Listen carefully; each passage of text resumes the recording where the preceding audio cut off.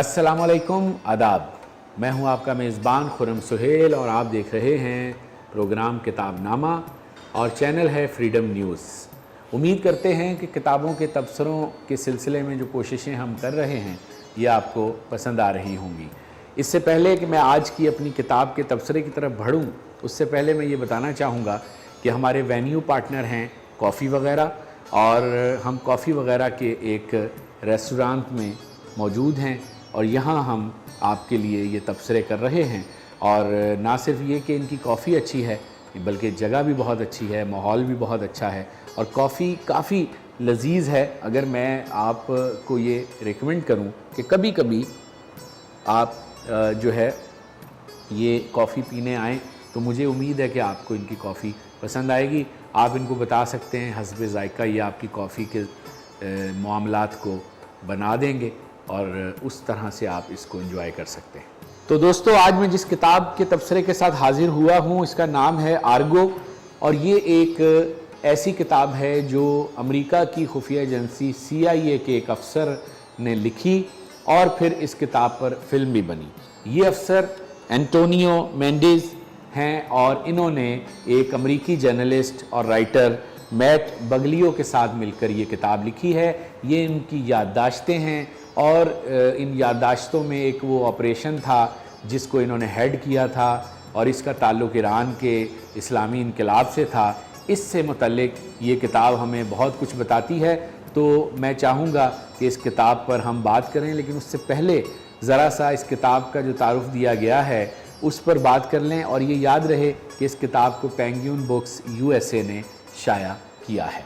इस किताब की पुश्त पर जो तारुफ है थोड़ा सा मैं उसके बारे में आपको यहाँ तफ़हीम देना चाहूँगा।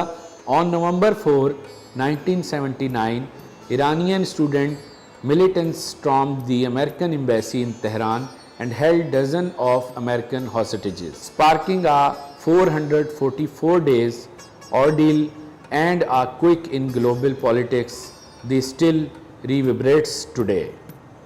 ये किताब बताती है कि ईरान में आने वाले इनकलाब के बाद वहाँ जो गैर मुल्की थे और बिलखुसूस अमरीकियों के लिए क्या माहौल बन गया था, और 6 अमरीकी सफारतकार जो वहाँ फंस गए थे और एम्बेसी पर हमले के बाद रोपोश हो गए थे, वो किस तरह कैनेडियन बनकर और कैनेडियन फिल्म साज बनकर ईरान से निकले और किस तरह अमरीकी खुफिया एजेंसी CIA ने उनकी मदद की।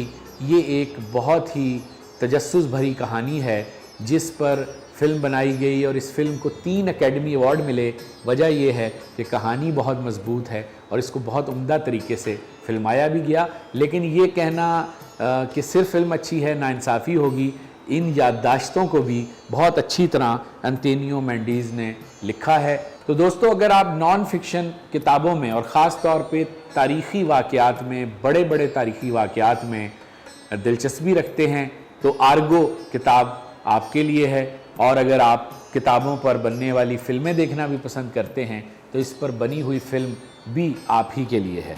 2012 में ये फ़िल्म बनाई गई जो कि इस किताब पर मबनी है और एक बहुत ही शानदार फ़िल्म है। इसको देखिए और फ़ैसला कीजिए कि किस तरह जब बड़ी तब्दीलियाँ रूनुमा हो रही होती हैं और जिनसे दुनिया मुतासिर हो रही होती है, चाहे वो ईरान का इनकलाब हो, चाहे वो फ़्रांस का इनकलाब हो, चाहे वो अमेरिका में 9/11 हो, या वो फिर जो है दुनिया में और बड़े बड़े जो वाक़यात हुए वो वाक़यात हों, अगर उन पर लिखा जाए और इस अंदाज़ में पेश किया जाए तो हमें लगता है कि ना सिर्फ ये कि हमें अपना मौक़िफ़ बयान करने की सहूलत होती है, बल्कि हम इस तरह बहुत सारी ऐसी याददाश्तों को भी मुरतब कर सकते हैं जो बज़ाहिर नज़र में नहीं आई होती। और इसकी एक बेहतरीन मिसाल ये किताब आर्गो है।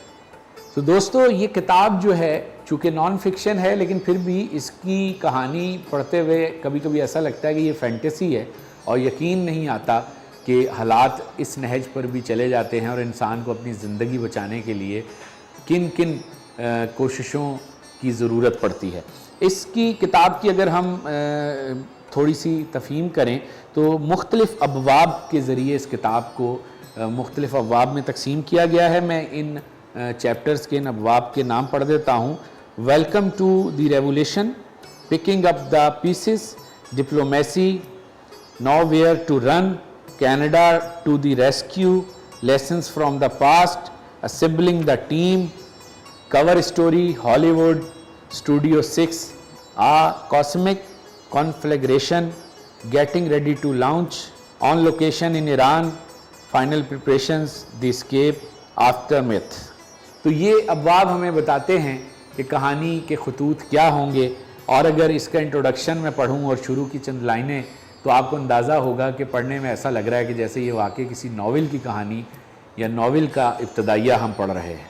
Late the Saturday afternoon I was painting in my studio outside the sun was just beginning to fall behind the hills, casting a long dark shadow that covered the valley like a curtain.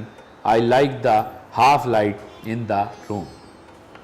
تو دوستو، اگر آپ film اور novel یا کتاب اس سے متعلق ایک ساتھ کسی واقعے کو دیکھنا چاہتے ہیں تو یہ کتاب آپ ہی کے لیے ہے. پہلے اس کتاب کو پڑھیے، اپنے تصور کے پردے پر اس کے مناظر تشکیل دیجئے، اس کے بعد اس پر بننے والی فلم دیکھیے.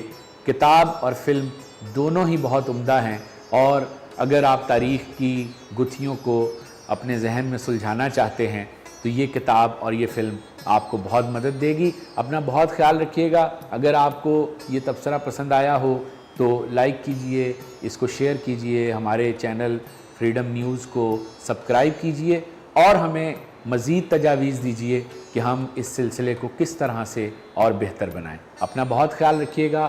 اپنے میزبان خرم سہیل کو کتاب نامہ سے دیجیے گا اجازت. خدا حافظ.